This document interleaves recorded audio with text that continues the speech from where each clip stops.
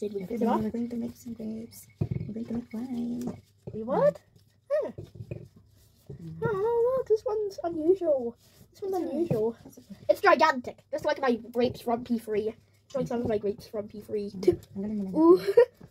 Ah, no! Wash natin.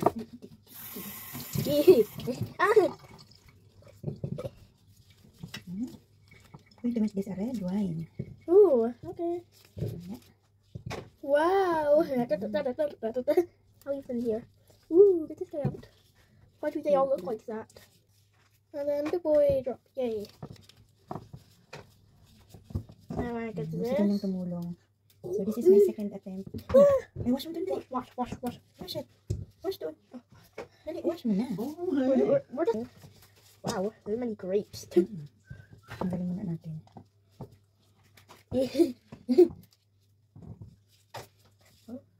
Oh my god. Ano gagawin mo dyan? Look at the size of these. Greek. Ha! Good trick, lad. Okay. Make sure you remove properly, ha? Kulit. Magulo naman itong basutang ito. Tanggalin mo lahat ng tangkay. Ayan pa, oh. Ito mo. Ah! Ito pa, oh. May tangkay pa, eh. What's tangkai? Tangkay. The branch of that. And mine. Remove. Let's just take them all out of here. So I put it in the food waste. Dali. Ayan, nakulang na yan. Okay. Dali mo na dun. Ayan, tapos na tayo dun. So we're squashing the grapes now. Is that how you do it? Squash the small one. You cannot squash the big one. It's hard for you to squash. Yeah, oh. Yung maliit lang ba? Ganyan, oh. But did I do it? Correct. Oh, more pa. Okay. Alright, oh. Yan, oh. Some supports might break off. Is that enough? Okay. Okay, I'll do a small one. Yeah, this one's good. Yung maliit lang sa'yo. Yeah, the small one looks good. Time to get tortured. I'm squeezing the juice. What about juice? We're going to put all the juice in there later on anyway. Yeah, we're just crushing them. Crush. We'll crush it. So we're going to make a Wait, what? homemade red wine. Oh, wait. What did that happen? Ano ginawa mo dyan? They're the tiniest ones in the world. Alright. Dapat pa naman, ano. May mga buo-buo pa yung ilalim. Oh, ito, oh. Yan. Squash mo na. Squash the small one. Yeah, I'm going to squash the big one. Squeeze juice out.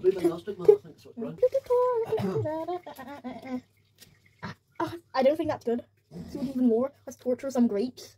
Kita mo na hindi nag-shoot dyan. Hey. Huwag pa tayo dito maubos. Nag-aaway na tayong dalawa. Ay, naku. Na-disaster na itong ating homemade grape juice. I'm just a baby, please. No. It's totally close. Look how close it is. Squeeze it inside. Okay. So that we can get the juice later on. All the juice is spreading here in our kitchen. I'm gonna wait for you to finish. Yes. Okay, good. Now we can do it. It's your turn. I think this is lube enough. I'm squeezing all the juice out. They just squeeze all the juice out. Ay, ako nabitawan ko. Tira pa siya. Puncture a hole. Okay, good. Squash ko na dito. Squash ko siya dito. Oh, I can see juice in there. Yeah, we can put them in there too. Maybe we can transfer the juice. Yeah. I don't know. I don't know if we can do it. Crush multiple at a time, so we can get higher production speed. We can get higher production speed if we do Production that. ka rin malalaman. So I can just do this. Yeah, crush them all. I'm gonna crush. I can't crush. Oh, sorry. Samay ko naging crush eh. I think that's enough crushing. Asus! Narinig mo lang ang red wine. Nag-ibang pandinig mo. What? Jesus. You're going to taste this whenever I'm done, okay? Whenever it's already wine. What? Hold up a second. Let me see him breaking. Ito na ang aming crushed grapes. So what do we do with namin grapes? red wine. What do we do with the grapes? Wait lang. We have to ferment. Ferment natin for 10 days. I was gonna continue. At I'm going to put some sugar in it. Ayan. So yung unang gawa ko, isang kutsara lang ng sugar. Well, I don't know if we need that much So sugar. this one is I'm going to put 4 spoon of sugar. I'm gonna do the 4th spoon. Let me do the 4th. Ito na. Use this one. Just go. Okay. Ayan na. Gusto maganda tapon na naman yan. Make it big.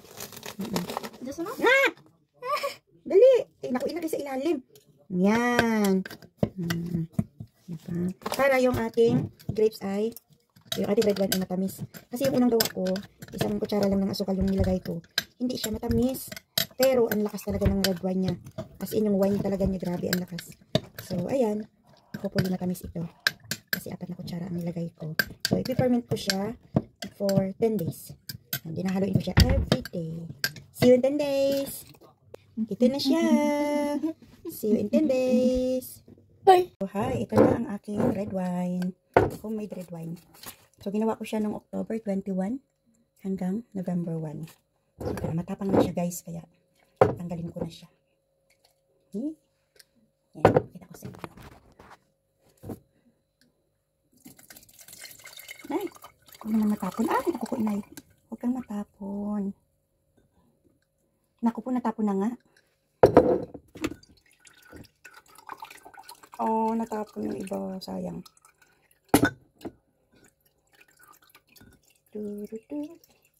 Natapon. Oh, grabe ang amoy. Amoy alak. Amoy manginginom. Ah, nakakainis. Natapon siya. Ang likot-likot naman kasi nitong aking strainer. Para naman kipi-kipi. Ah. Natapon siya, sayang. Press down ko siguro. Sana walang sumamang ano. Kasi walang, dapat ito may cheesecloth eh.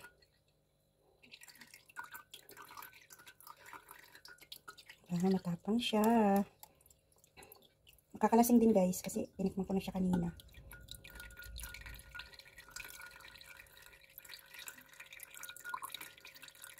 Uy, ang dami rin pala oh.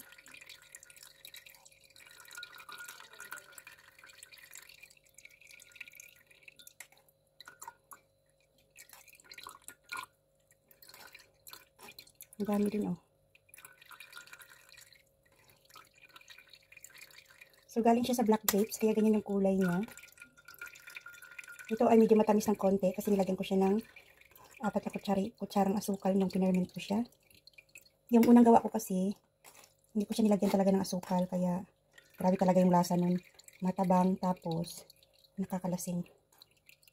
Ito nakakalasing din pero matamis. Ayan. Diba? Katamulo. Ayan, o diba? Alak na guys. Inuman na. Ayan, so may prepare akong ano dito. Itong bote na to. Dapat sana sa juice ko gagamitin eh. Sa alak pala magagamit, no? Ayan. Binili ko to dati kasi sabi ko gagamitin ko sa juice.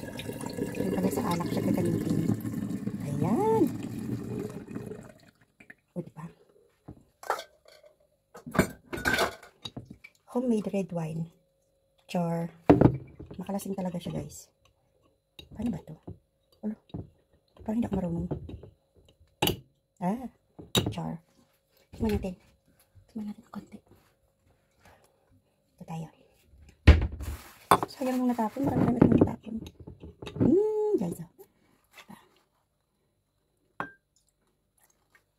Oh.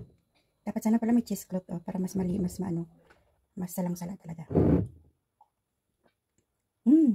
Nag-aagaw yung alak, tsaka yung tamis, tsaka yung asim-asim niya. Grabe. Matapang siya, guys.